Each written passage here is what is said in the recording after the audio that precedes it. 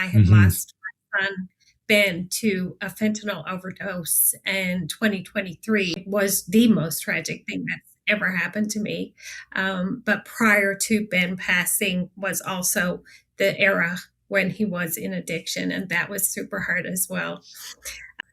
So I spent a lot of time searching for him on the streets and trying to save Hmm. his life with a condition called anosognosia, where he was unable to see that he was sick because he had no cause and effect. At that point, I kept coming up against so many stumbling blocks in the system: the privacy law, the healthcare system, the judicial system. I was sitting on the Confederation government building up by myself with a big sign that said weed and welfare stole my kids.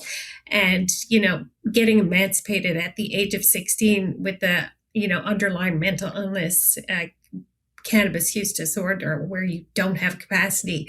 You're out there on the streets by yourself. Your chances of survival are slim to none. I am going to fix every loophole that Ben fell through. And that's what I set out to do. And so what drove me was it wasn't sadness. It was anger. I was pissed right off. I was so angry that I was losing my kid to this system that wouldn't listen. And I woke up to the fact that this is an epidemic. And I was like, I was so angry. I can't say that I was more pissed off than I've ever been in my life. And I was driven by anger. Um, and I went into action. I started painting, I started writing, I started doing my documentary, I started building guardians.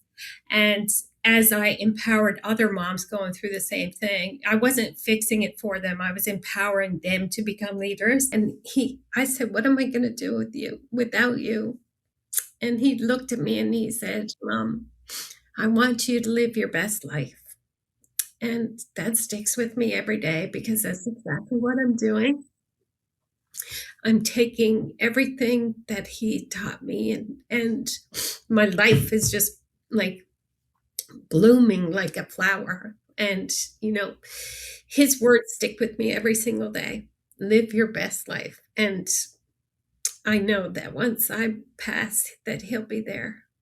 So that gives me strength every day to take huge chances and do big things, take big risks, and forget about what people think and just go for it. Change the world.